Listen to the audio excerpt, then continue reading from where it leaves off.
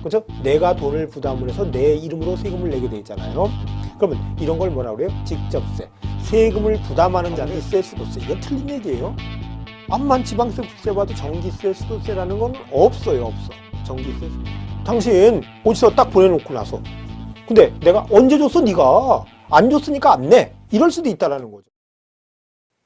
네, 이번 시간은 이제 5번째 납세지예요. 납세지. 이제 납세지란 얘기가 뭔가 보면 납세지. 세금을 내는 곳, 세금을 납부하는 곳 이렇게 생각을 하셔도 좋은데 납세지요. 여러분들 혹시 이런 경험이 있으신지 몰라요? 만약에 재산세 같은 거 내는데요. 재산세를 어디 은행에 갔더니 내려고 할 때 안 받아줘요. 안 받아. 여기서 내시면 안 돼요. 이렇게 얘기를 한다는 거예요. 그런데 그 이유가 뭔가 보면요. 만약에 여러분이 그 부산에 있는 부동산을 샀어요. 부산 광역시에 있는 부동산을 샀는데 취득세를 서울에서 내고 있어요. 그럼 안 받아준다라는 거예요. 왜냐하면 그 취득세는 어디서 가져가야 되는 거예요? 부산 광역시에서 가져가야 되는 돈이잖아요. 그러니까 그걸 받아주지를 않아요. 그런데 이제 그 납세자의 편의를 위해서 뭐 우체국이나 농협이나 축협에서는 낼 수 있죠. 그렇지만 여러분들이 이제 체크할 일반 은행에서는 받아주지 않는다. 그 개념을 생각을 하시면 좋아요. 그래서 납세지를 돈 내는 곳 이렇게 편하게 생각하실 수도 있겠지만 우리 여기 세법에서는 납세지 용어를 뭘로 쓰고 있는가 보면은요.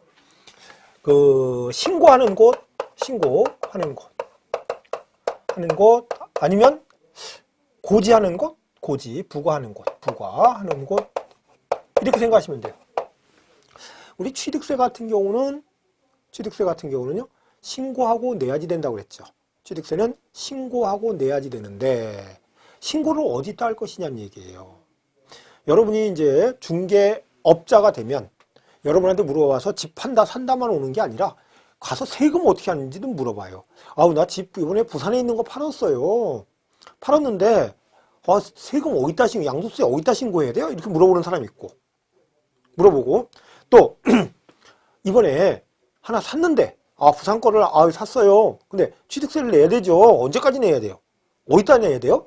어디다 신고해야 돼요? 이런 걸 물어볼 수 있다는 거예요. 이런 것을 신고하는 것, 부과하는 것을 여러분이 지금 취득세만 딱 배우고 마는 게 아니라 모든 세금을 우리 취, 등, 재, 종, 양 이걸 다 볼 거예요. 한꺼번에요. 그렇게 보셔야지 좋아요. 왜 그러는가 하면 그러면 취, 등, 재 또 그 다음에 종합부동산세, 양도소득세 이거는 뭘로 나눈 건가요? 나눈 게 이것은 뭐예요? 지방세고 이것은 뭐고요? 국세예요. 이것은 취등재, 즉 취득세, 등록면허세, 재산세는 어디서 받는 세금이고요? 지방자치단체에서 받는 세금이고 종합부동산세와 양도소득세는 어디서? 국가에서 받는 세금이잖아요. 그러면 이런 세금은요. 이런 세금들은 어차피 어디다 내든 국가로 들어가는 거예요. 그러면 이것은 신고를 어디다 하는 거지? 신고를 어디다 했으면 좋겠어요? 여러분이 우리 집하고 제일 가까운 데다 하는 게 좋죠. 그래서 이거는요. 우리 집하고 제일 가까운 데가 어디예요? 주소지 관할 세무서가 된다는 거예요. 여러분이 국세의 최일선 기관은 뭐래요? 국세의 최일선 기관은 세무서예요. 그 다음에 지방자치단체 최일선 기관은 시군구죠. 그런데 취득세, 등록면허세, 재산세 같은 경우는요. 어디에다가 신고하고 내는가 보면은요. 물건, 소재지, 관할, 지자체. 그러면 실질적으로 지방세는 어디가 최일선 기관이에요? 지자체, 시군구예요. 시군구. 그러면 여기서 이제 이것만 기억하시면 납세지는 다 해결되는 거예요. 납세지는 전부 다 해결이 되는 거예요. 그러면 여러분 취득세는 신고를 해야 되잖아요. 신고를 어디 가서 한다? 물건, 소재지, 관할, 지방자치단체 가서 해야 되는 거예요. 그럼 제 예를 한번 들어볼게요. 만약에 부산시 부산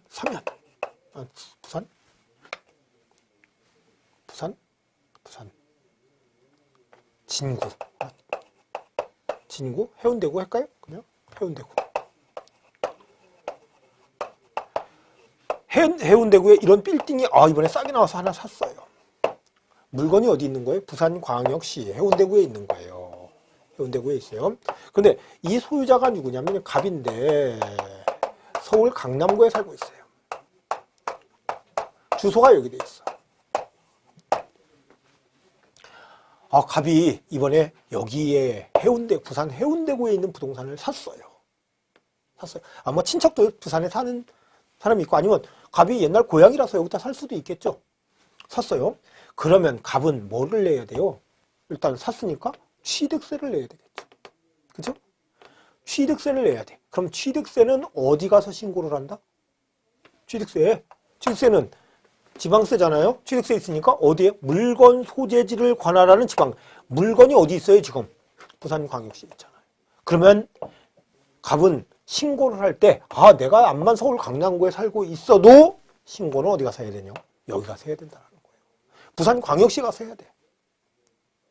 부산광역시에 가서 신고하고 납부를 해줘야 된다는 거예요. 원칙이 그래요. 그런데 부산광역시에 가서 신고를 하려면 좀 멀잖아요. 그러니까 가까운 해운대구에 징수 위임을 해놨어요. 그러면 갑은 신고를 어디 가서 하면 돼? 해운대구에 가서. 그러면 해운대구에서는 신고하고 갑이 세금을 낼 거 아니에요. 그 세금을 부산광역시에다 준다는 거예요. 왜냐하면 우리 취득세는 누가 받는 세금이라고 그랬죠? 특별시, 광역시, 도의 일반 경비를 충당한다고 했잖아요. 그렇죠? 특별시, 광역시, 도 일반 경비를 충당하기 때문에 해야 된다는 얘기예요. 이렇게 하고 있고 그 다음에 하고 있고 그러면 여기서 있잖아요. 갑이 가지고 있어. 그러면 혹시 등기할 때도 마찬가지예요. 등기할 때도 여기로 가야 돼요. 해운대구로 가야 돼요. 가서 신고하고 납부해야 돼요. 등록면허세도 마찬가지로 신고할 때 해야 된다. 그러면 취득세나 등록면허세 전부 다 어디로 가야 된다는 거예요? 해운대구청 가서 해야 된다는 거죠. 왜냐하면 물건 소재지니까. 그런데 이제 재산세는 어때요? 고지서를 보내주나요? 재산세는 보통 징수하고 고지서를 보내주잖아요. 그러면 갑한테 주소 보내주는데 어디서 보내주는 거군요? 이거를 뭐래요? 시군구세죠. 시군구세니까 고지서를 보내줘야 된다는 거예요. 고지서를 보내준다. 고지서를 보내주니까 뭐가 된다고요? 고지서를 보내주니까 어디서 보내주겠다? 물건 소재지 관할. 물건이 어디 있다고요? 부산광역시 해운대구에 있잖아. 여기서 고지서를 보내준다는 거예요. 그러면 만약에 갑이 부산만 있는 게 아니라 뭐 대구에 또 대전에 광주에 있다. 그럼 거기에 구청마다 다 보내줘. 그러니까 재산세는요. 재산 많은 사람은요. 고지서가 아주 여러 장이 올 수가 있어요. 정신없이 올 수 있어. 재산세. 고지서. 그렇죠? 7월과 9월에 고지서가 굉장히 많이 올 수 있다는 거예요. 전부 다 뭐기 때문에요. 물건 소재지 관할 지방자치단체이기 때문에 그래요. 그런데 국세는요. 어디 딴에든 똑같기 때문에 네가 제일 편한 어디에다 신고를 하라고요? 주소지 관할. 그러면 종합부동산세, 이 사람이 종합부동산세 납세의무자가 된다 하면은요. 종합부동산세 이만큼 내 고지서를 어디서 보내는 건가 보면은요. 어디래요? 강남구에 사니까 주소지가 어디예요? 강남구잖아요. 그러면 강남 세무세도 너 종부세 얼마 내 보내준다라는 거. 그때는 한 장뿐이 안 와 이제. 왜? 어차피 종합부동산세는 전국에 있는 부동산을 합해서 과세를 하거든요. 합해서 과세를 하니까 전국에 있는 것 합하니까 합해서 어디에서 할 수 없잖아요. 그러니까 어디에 주소지 관할이니까 강남 세무서 낸다는 거예요. 또 이렇게 갖고 있다가 갑이 팔았어요. 이걸 팔았어. 이걸 팔았어요. 해운대구에 있는 걸 팔았어요. 그럼 뭐를 해야 돼요? 양도소득세를 신고하고 해야 되나요? 양도소득세 어디 가서 신고해야 될까요? 또 열심히 KTX 타고 가지 마시고 놀러는 가셔도 양도세 신고하러 가시면 안 돼요. 왜? 어디로 가래요? 어디로? 주소지 관할 세무서. 강남 세무서에 가서 부산 거 양도세 신고하고 납부 신고서 써내고 신고하고 끝나는 거예요. 간단하죠? 국세는 아주 간단해. 근데 지방세는 그렇지가 않다는 거죠. 어디에? 물건 소재. 불편해도 여기를 가야 돼. 그렇죠? 거기서 이렇게 해서 우편으로 보내주고 간다는 거죠. 올 체크. 지방세는 어디다? 물건 소재지 기억하시면 되겠고. 여기 국세는 이거는 주소지 관할 세무서 그래요.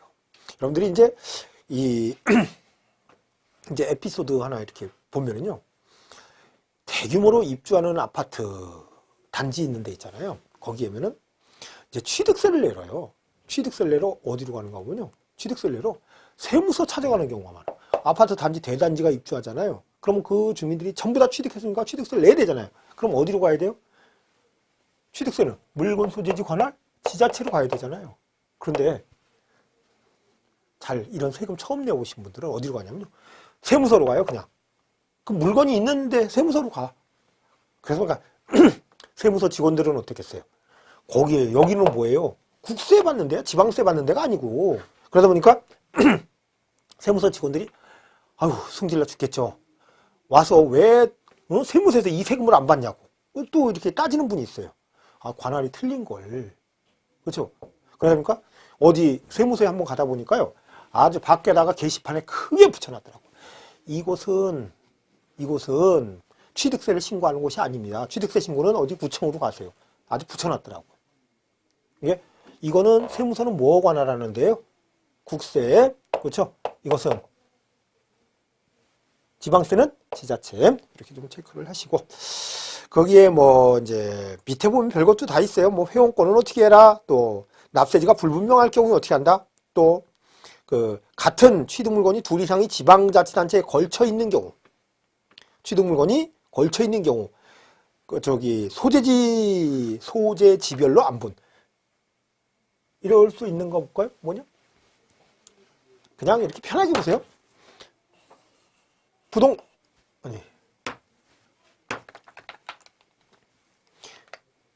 이 서울과 경기에 걸쳐서 건물이 이렇게 있을 수도 있나요? 이렇게 있을 수도 있겠죠. 이렇게 충분히 있을 수 있겠죠. 왜냐면은 그 행정구역이 달라도요. 건물을 하나의 대지에서 건물을 지을 수가 있어요. 그러면 이럴 땐 취득세를 어디다 내냐? 어디다 내냐?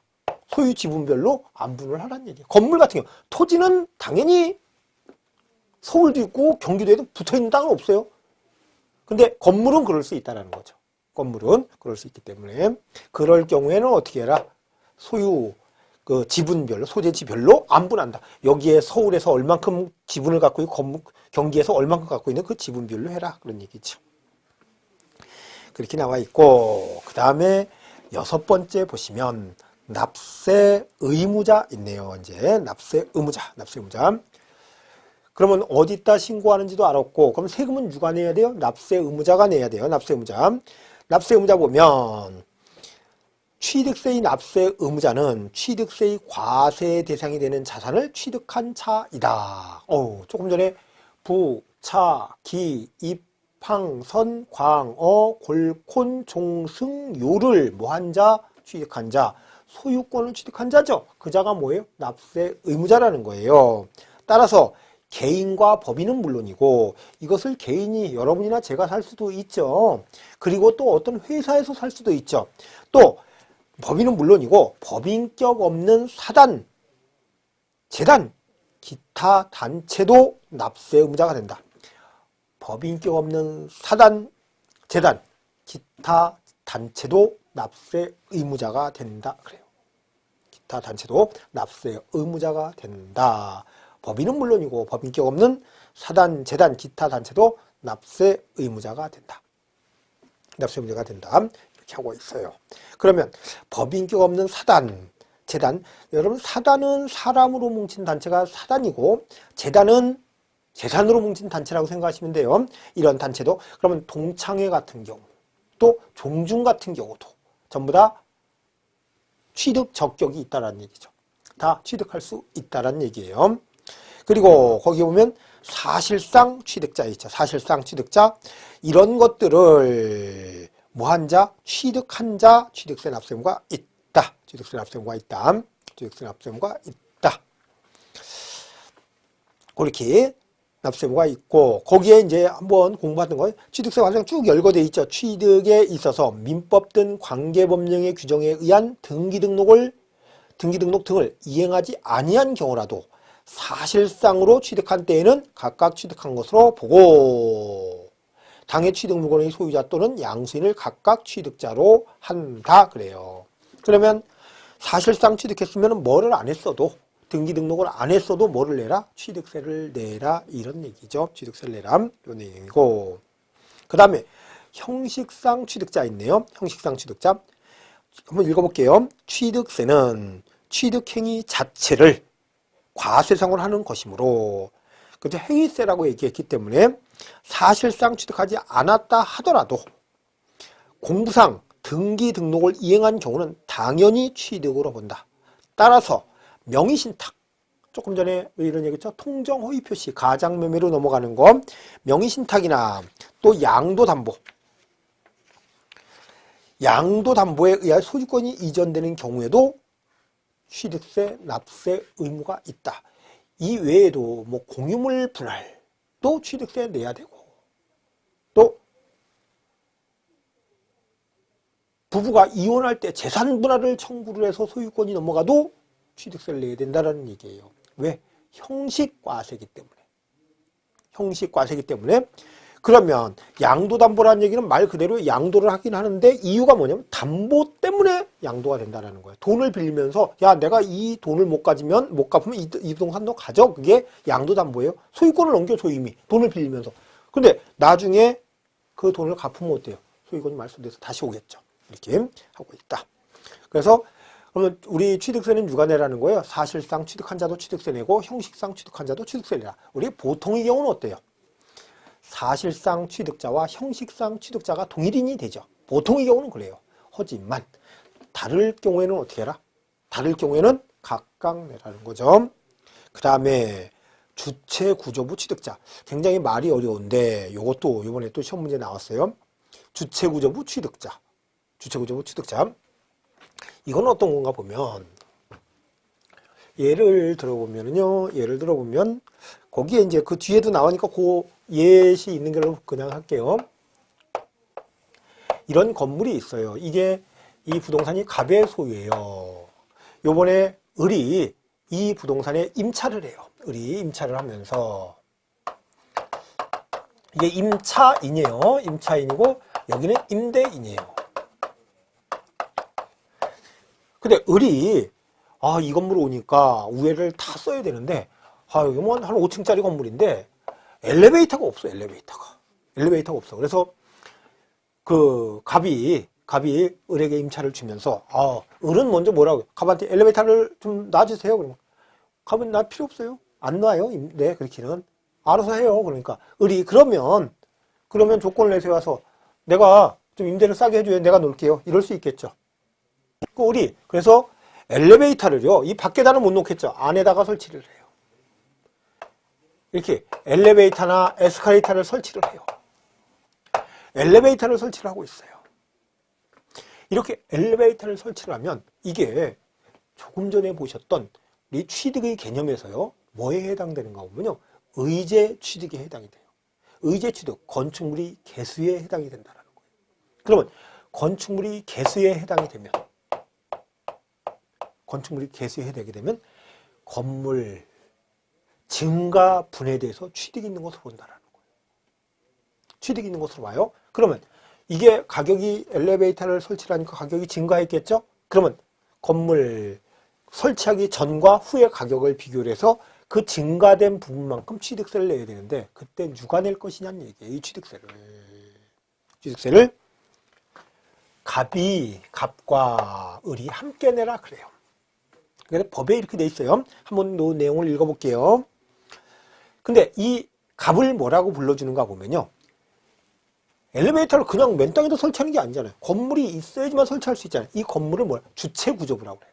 주체구조부 주인은 누구예요? 갑.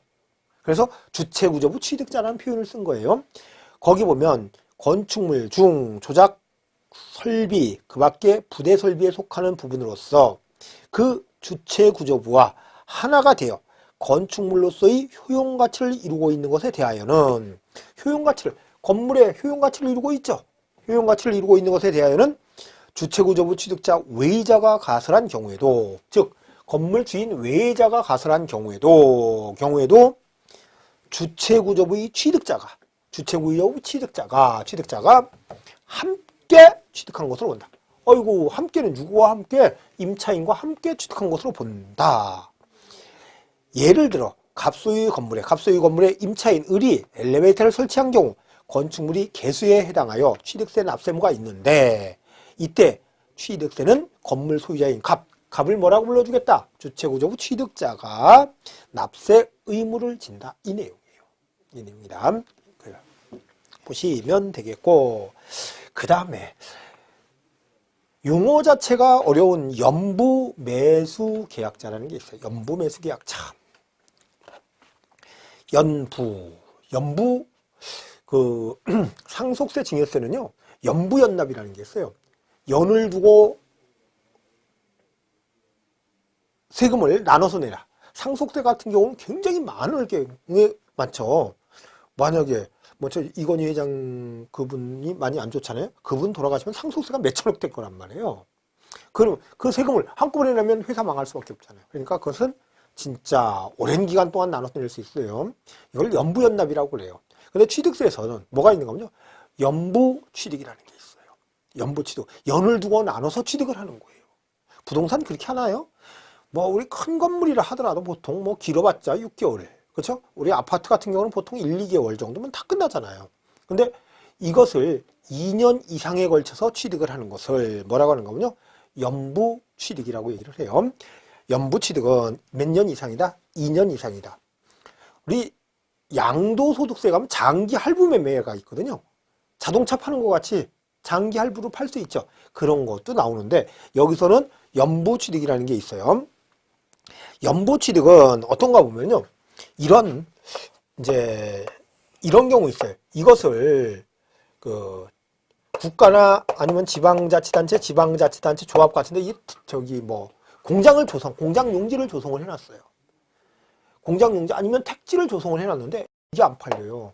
그런데 이거를 살 사람도 별로 없어요. 팔아먹긴 팔아먹어야 되겠죠. 그러다 보니까 어떤 갑한테 이런 조건을 해. 야, 내가 지금 이거 조성을 했는데 이것을 아주 그냥 분할 활부로 팔게. 이럴 수 있다는 거. 이렇게 해서 만약에 그냥 편하게 볼까요? 이게 10억이다. 10억이다. 그러면 10억이다. 이것을 이때 2억 내고 6개월마다 2억씩 이렇게 낼 수 있게 할 수 있겠죠. 그래서 내고 6개월 또 1년. 그래서 이게 2년 이상이다. 이 기간이 2년 이상이다. 그러면 계약을 체결했어요. 국가나 지방자치단체 조합과. 아파트 분양받는 건 안 돼요. 아파트 분양받는 건 안 되고. 왜? 아파트 분양받는 것은 부동산이 없으니까 취득했다고. 계약 연부취득이라고 안 해요. 그거는요. 근데 이미 조성되어 있는 부지. 이런 것을 국가나 지방자치단체, 지방자치단체 조합이 소유하고 있어야 돼요. 이것을 2년 이상에 걸쳐서. 그렇죠? 여러 번에 나눠서 낼 경우에는 이때 이것을 뭐라고 그래요? 연부취득이라고 그래요. 그러면 우리 취득세는요, 계약자가 내요? 취득자가 내요? 계약자? 취득자. 취득자와 계약자는 개념이 틀리죠. 이때는 뭐예요?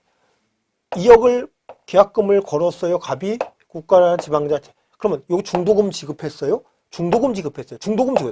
취득했어요? 못했어요? 갑은 취득 아직 못했죠. 그렇죠? 취득 못했어요? 이때는 뭐예요? 계약자에 불과하다는 거. 지위가. 자, 이게 아니지. 10원이라도 덜 지급하면 될 게 아니잖아요. 다 지급을 해야지. 그러면 취득세는 계약자가 내는 게 아니라 잔금까지 지급을 하게 되면, 10억을 전부 다 지급하게 되면 갑이 뭐가 돼요? 이때는 취득자가 된다는 거죠. 취득자이면서 이제 뭐가 되는 거예요? 소유자가 되는 거죠. 소유자가 되는 거예요. 그러면 이때는 취득세는 당연히 취득자가 내야 된다는 얘기잖아요. 그러면 갑은 어때요? 갑은 요때 10억을 지급하거나 다 10억. 그러니까 갑은 10억을 취득했어요. 그러면 취득세를 4%를 내야 돼요. 그럼 얼마를 내야 돼요? 4천만 원을 내야 된다. 그러면 이거 잔금을, 이걸 원칙적으로 이렇게 해야 되는 거예요. 갑이 2억 10억짜리를 딱 지급했어. 그러면 잔금을 지급하는 날 이게 갚게 돼버리는 거예요. 그렇죠? 그러면 갑은 취득한 날이 되거든요. 이게 취득한 날로부터 며칠 내에 60일 내에 자진신고 자진납부를 해라. 60일 내에 10억짜리에 대해서 취득세를 이렇게 매매로 취득을 했으면 4%를 내게 돼 있거든요. 4천만 원을 내야지 맞다라는 거예요. 그런데 이럴 경우에 너무 오래 기다리니까 안 되겠다. 그래서 여러분이 이제 이래요. 국가나 지방자치단체 입장에서 봤을 때 세금을 빨리 받고 싶겠어요? 늦게 받고 싶겠어요? 여러분 생각이 어때요? 국가나 지방자치단 세금을 받을 자들은 어때요? 빨리 받고 싶죠. 그렇죠? 세금을 내는 사람들은 어때요? 세금을 내는 사람들은 보다 늦게 내기를, 그렇죠? 그러면 이래요. 어떻게 보면은 세금을 받는 자, 우리가 뭐라고 했죠? 과세권자 그랬죠. 세금을 내는 자는 뭐예요? 납세 의무자. 그러면 과세권자들은요, 보다 많이, 보다 빨리. 그럼 우리 같은 납세 의무자는 뭐예요? 보다 늦게, 보다 적게. 간절히 바라고 있죠. 그렇죠? 그러면 그것을 해결해 주는 게 뭐예요? 이 법이에요. 근데 이런 것은 어떻게 하냐면요. 이때 내는 게 좋을 것 같은데, 그러지 말고 나중에 큰 목돈 되니까 지금 내래. 2억 너 취득했을 때 취득한 걸로 볼게. 그러면 여기 4%? 그럼 얼마예요? 800만 원? 내래. 취득세를. 그러면 요때 갑이 2억을 국가나 지방자치를 냈잖아요. 그 낸 날 2억 원어치만큼 취득한 걸로 보는 거예요. 그러면 이것을 얼마 내에? 60일 내에 자진이고 자진납부. 또 이때 2억을 또 냈잖아.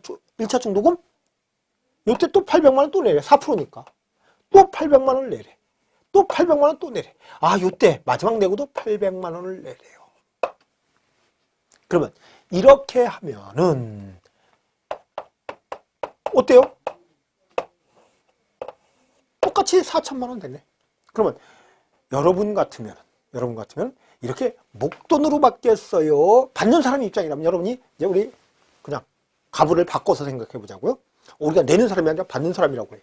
그러면 목돈을 이렇게 해서 받겠어요? 아니면 이렇게 푼돈을 받겠어요? 지금 속으로 목돈 그랬었죠. 안 돼요. 푼돈이 훨씬 나아. 왜? 이거는요, 다 하고 나서 받는 거잖아요. 그런데 푼돈을 받으면 어때요? 이때 받고 은행에 넣어놔봐. 이자가 얼마큼 붙겠어? 이거 넣어놓고 이거는 뭐 이자가 안 붙겠네. 이런 것들은 다 이자가 붙을 거 아니에요. 그럼 보다 빨리 받으면 어때요? 훨씬 낫죠. 푼돈이라도 빨리 받으면. 그래서 이것은 지방자치단체에서 보다 빨리 받겠다는 얘기예요. 그래서 요때 요 계약자일 때 납세의무를 지게 하고 있죠. 그러니까 연부 매수 계약자가 납세 의무가 있다 이렇게 얘기를 하는 거예요. 연부 매수 계약자가 납세 의무가 있다. 그래서 거기 보시면 연부 취득의 경우에는 몇 년 이상이 2년 이상이죠. 경우에는 연부 계약을 체결한 뭐가 매수 계약자. 취득자가 아니라 하더라도 계약자라도 뭐를 지겠다? 납세 의무를 지며 그래요. 또 연보 취득 기간 중에 타인에게 연보 취득 기간한 권리를 양도한 경우도 납세 의무는 존속한다. 이거 중간에 다른 사람한테 팔았어도 갑이 을에게 팔았어요. 이랬어도 요거 낼 거는 갑이 내야 된다 이 얘기예요. 이렇게 하고 있다. 연보 매수 계약자 이렇게 하고 있어요. 이렇게 체크를 하시면 되겠네요. 이 연보 취득 요게 재산세에서 한 번 더 나오는데 그때까지 한번 기억을 한번 해보세요. 그래서 이것은 취득이 결론적으로 몇 번 있는 게 돼버리는 거예요. 5번 취득이 있는 게 돼버리는 거예요. 그래서 연부 취득 같은 경우는 그 연부금 지급일에 각각 독립된 취득으로 본다. 5번 독립된 이것도 취득이 있는 것도 취득이 5번 있는 걸로 보겠다라는 거예요. 이렇게 하고 있고 그 다음에 상속인 증여를 받았으면 누가 내나요? 증여를 받았으면 증여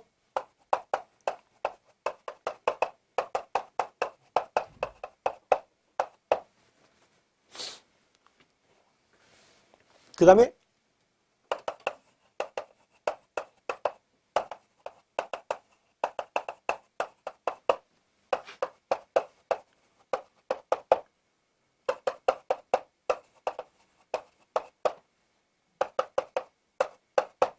여러분들이 이제 공인중개사 공부를 하시다 보면은 이제 일단은 녹슨 머리를 그렇죠? 녹슨머리를 돌리기 시작해야 되는데 하도 머리를 안 써갖고 처음에 돌리려면 삐그덕 삐그덕 소리가 막 나요. 뭐 책 한 페이지 넘기면 다 잊어먹고 조금 있으면 졸리기 시작하고.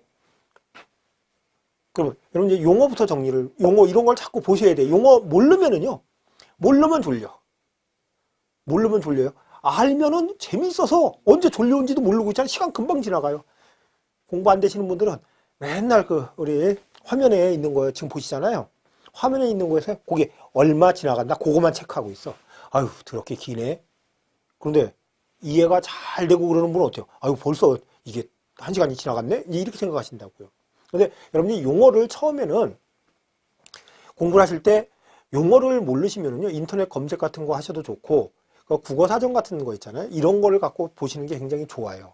그러면 여러분들이 증여자, 수중자, 피상속인, 상속인 있잖아요. 이거를, 특히 이거를 구별을 잘 못하시는 분이 있어. 피상속인과 상속인. 누가 죽은 사람이에요? 누가 죽은 사람이에요? 피 흘렸으니까 죽은 사람이에요. 피상속인이 돌아가신 분이에요.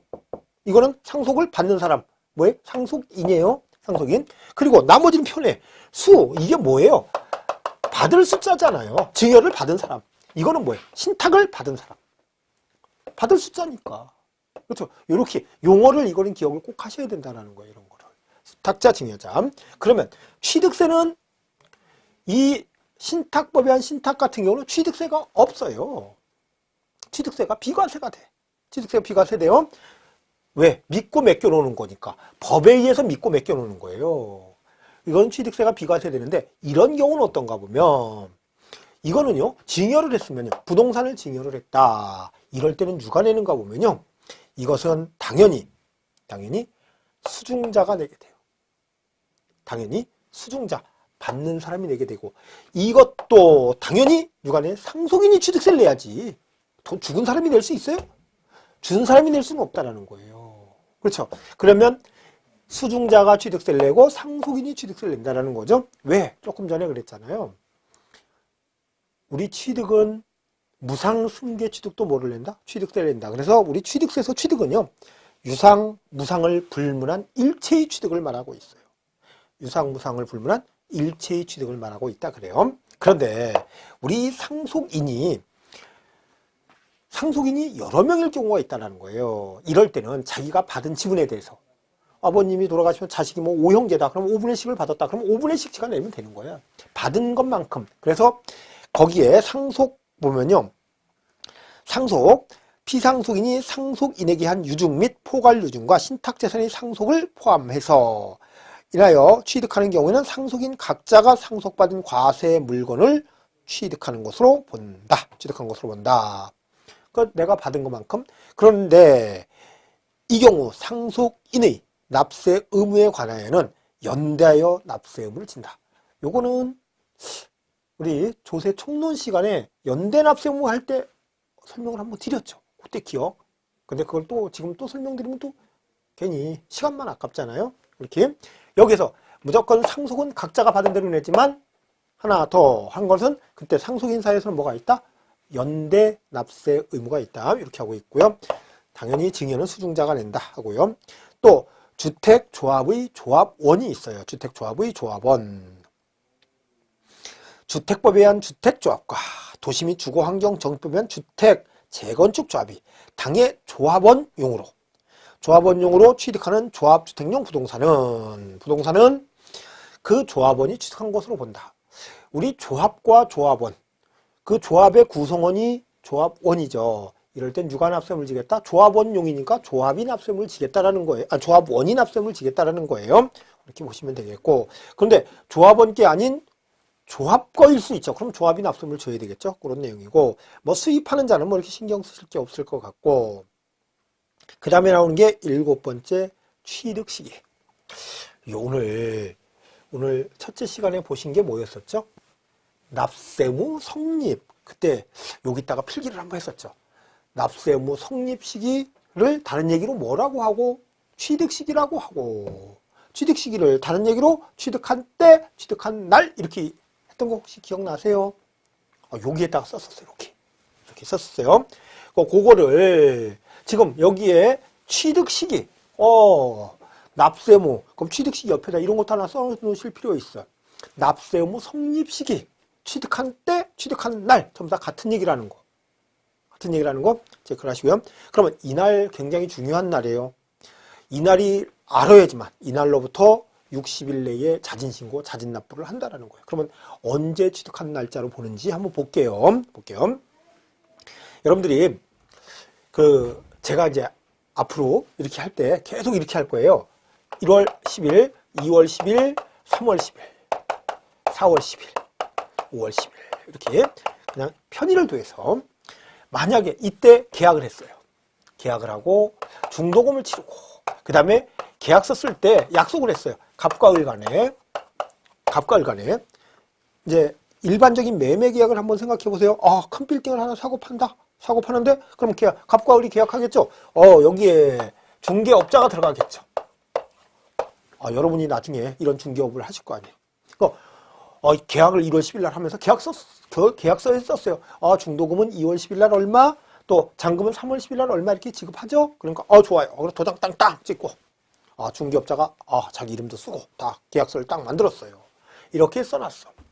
그런데 중도금 잘 지급했어. 을이 갑한테 했고 잔금을 을이 갑에게 치러야 되는데 을이 뭐라고 그러냐면 나 갑자기 사정이 생겨서 3월 10일 날 잔금을 못 치르게 됐어요. 죄송한데 잔금을 한 달만 연기를 좀 해주세요. 그래요. 그러니까 또 갑도 그럽시다 그러는 거예요. 갑도 그래. 갑이 그래 오케이를 했어. 그러면 을이 갑에게 잔금을 지급했어요. 지급하고 나서 여기 때 4월 10일에 잔금을 지급했어. 그러면 이날은 뭐라고 부르는가 보면요. 계약서에는 이날 잔금을 지급하기로 약속했지만 잔금을 지급하지 못했죠. 우리 보통의 경우라면 계약서에 써있는 날 잔금 지급하지 무슨 난리 날라고 안 지급하겠어요. 그런데 이 경우에는 지급을 못했으면 이날 4월 10일 날 지급했다. 이날이 뭐라고 그러냐? 사실상 잔금 지급일이라고 그래요. 뭐라고 그래요? 사실상 잔금 지급일. 그러면 사실상 잔금 지급일이라고 얘기를 하고 그리고 나서 그러면 갑은 을로부터 잔금을 받았어. 그리고 소유권 이전을 할 수 있는 서류를 을에게 넘겨줬어. 그런데 을이 돈이 갑자기 쪼들리기 시작해갖고 등기를 못하다가 등기를 언제 했냐면요. 이때 했어요. 등기일기 이때예요. 등기일이 이때예요. 그러면 이때 갑은 양도소득세를 내야 되겠고 팔았으니까 을은 뭐를 내야 돼요? 취득했으니까 당연히 취득세를 내야지 되겠죠. 그렇죠? 취득세를 내야 될 거예요. 그러면 이때 취득세는 언제까지 내야 될까요? 그러면 취득세는 취득한 날로부터 며칠 내에 60일 내. 그럼 취득한 날이 언젠가요? 취득한 날을 다른 얘기로 취득시기 또 납세 의무 성립시기 이렇게 했잖아요. 같은 얘기라고 그랬잖아요. 그러면 취득한 날을 언제로 볼 것이냐는 얘기예요. 그러면 1번, 2번, 3번, 4번, 5번 몇 번일까요? 여러분이 한번 해보세요. 은행 부동산이 될 거를 언제로 보는가? 여러분들이 민법을 배우시다 보면 민법에서는요. 아무리 자기들끼리 있잖아요. 돈 다 주고받았어도 등기 안 하면 을 거 아니래. 즉 소유자가 변동되지 않는데 소유자가 바뀌는 게 아니래. 여러분들이 이제 그래요. 민법에서 지금 민법을 1차를 합격하시고 2차만 하시는 분도 있죠. 네? 그런 분들을 더 할 거예요. 우리 물권 변동은 뭐예요? 형식주의를 택하고 있잖아요. 형식 뭐예요? 등기라는 형식을 갖춰야지만 물권 변동 효력이 생기잖아요. 그러면 의뢰부동산이 되는 건 언제가 된다고 그래요? 민법에서는 5월 10일이에요. 그런데 세법에서는 택도 없어요. 아니 그러면 내가 잔금을 지급했는데 잔금을 그러면 이 사이에는 내 게 아니라 갑 거라고? 말이 돼야 안 돼요. 무슨 얘기야? 내 거지 당연히 이럴 거라는 거예요. 그러다 보니까 이 법이 좀 상충하는 부분이 있어요. 그래서 여러분들이 공부하는 거고 그 과목은 그렇고 이 과목은 또 이렇다는 거예요. 그런데 또 이럴 수도 있다는 거예요. 을이 실질적으로는 잔금을 이때 지급했어. 그러면 그냥 날짜를 60일이니까 한 5월 말 정도, 5월 10일 정도, 5월 10일 정도까지 신고를 해야 되는데 못했어요. 한 5월 20일 정도에 취득세 내려고 신고하러 갔더니 그러면 며칠이 넘어요? 60일이 넘잖아요. 그러면 가산세가 자그마치 20%예요. 20%가 붙으니까 걱정이 돼서 거짓말을 하는 거예요. 나요 잔금을 이때 치렀으면서도 거짓말로 나 4월 10일 날 치렀어요. 나 가산세 아니죠? 이럴 수도 있죠. 그러면 갑과 을 개인 간의 거래는 계약서에 이렇게 써놓고 진짜 잔금을 이렇게 썼다고 이렇게 했다고 자기들끼리 거짓말할 수도 있겠죠. 하다 보니까 이런 개인 간의 거래는 언제 한 걸로 보는가 하면 이때. 개인 간의 거래는 이때 취득한 걸로 봐요. 그래서 이때를 취득 시기로 본다라는 거예요. 그런데 여러분들이 만약에 이런 경우 있죠. 경매를 받았는데 경매 잔금을 이렇게 내기로 했어. 근데 진짜 잔금이 없어서 이때 넣었어. 아니면 아파트를 어떤 회사로부터 분양을 받았는데 잔금을 넣는데 잔금을 못 넣었어요. 잔금 날짜에. 그리고 한 달 지나서 넣을 수 있겠죠. 이럴 경우에는 이날 취득한 걸로 봐요. 그러면 다시 말해서 거기에 여러분들이 이제 유상 승계 취득이나 취득 시기에 나와 있는 유상 승계 취득 있죠? 매매로 샀으니까 유상으로 승계 취득하는데 사실상 잔금 지급을 하는 경우가 1번, 2번, 3번, 4번이 있어요. 뭐가 있는가 보면 국가, 지방자치단체 및 지방자치단체 조합으로부터 취득. 그러면 국가나 지방자치단체 이것을 부동산을 갑이 아니라 국가가 갖고 있던 부동산이야. 그걸 내가 샀어. 그런데 계약서 쓸 때는 이날짜로 했다가 이날 잔금 치를 수 있어요? 할 수 있겠죠. 그러면 그때는 언제가 되겠다? 그때는 4월 10일 날 취득한 게 된다라는 거예요. 그러면 이거는요. 누가 봐도 거기에 국가, 지방자치단체 및 지방자치단체 조합으로부터 취득, 외국으로부터 수입에 의한 취득, 또 판결문 또는 법인장부에 의하여 취득 가격이 입증되는 취득, 그 다음에 공매, 경매 방법에 의한 취득, 이런 것들은 확실한가요? 확실하죠. 거짓말 하고 싶어도 못해. 잔금 낸 날짜 거짓말할 수 없죠. 진짜로 계약서에 써 있는 거예요. 중요한 게 아니라 진짜로 잔금 지급한 날짜. 그 날짜. 그래서 요거는요. 요렇게 기억하셔야 돼요. 국, 수, 공, 판, 법. 요게요. 국이 뭔가 보면 1번에 나와 있는 국가, 지방자치단체 및 지방자치단체 조합으로부터 취득. 그 다음에 수는 거기에 보면 두 번째 외국으로부터 수입에 의한 취득이 있잖아요. 그렇죠? 외국으로 수입에 의해서. 그럼 통관 날짜가 있기 때문에 정확하다라는 거예요. 그 다음에 공은 공매, 경매 방법에 의한 취득. 공매, 경매. 그 다음에 판은 판결문에 의한 취득. 또 법은 법인장부에 의한 취득. 아파트 분양받았을 때. 그래서 요거는 꼭 기억하셔야 돼요.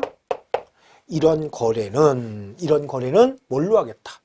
이런 거래는 사실상 잔금이고. 그러면 이런 거래는 이날로부터 60일 내에 하면 되는 거고. 이날은 취득한 날짜예요. 납세금과 성립하는 날짜가 되는 거예요. 근데 이 거래가 아닌 거래, 즉 개인 간의 거래는 뭐래요? 이날로부터 60일 내에 신고하고 납부를 했다. 설사 이때 잔금을 지급했다 하더라도 아무리 개인 간의 거래, 갑과 을 간의 명백한 거래라 하더라도 이날이 아니라 이날 취득한 걸로 본다라는 거예요. 그러니까 이날부터 60일 내에.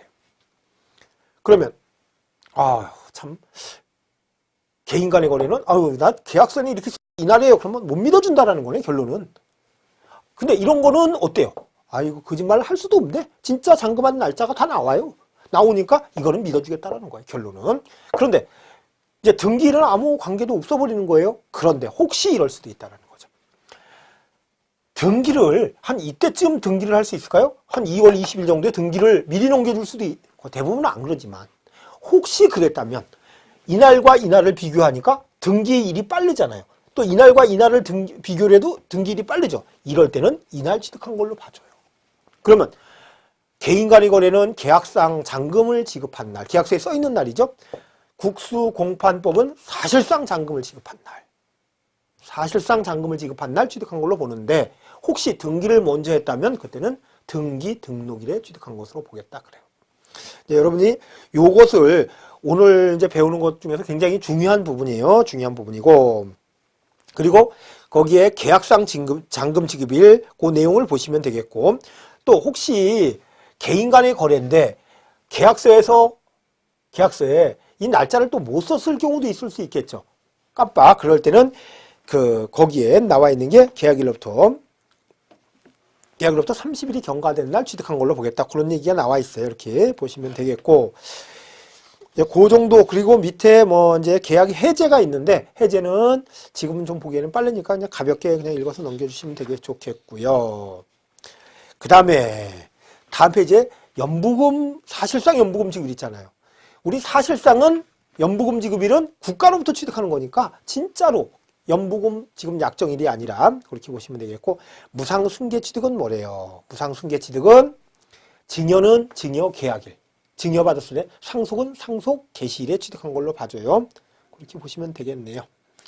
그래서 오늘은 여기까지 이렇게 진행을 하고요. 과세 표준은 다음 주에 보겠습니다. 오늘 고생 많으셨습니다. 감사합니다.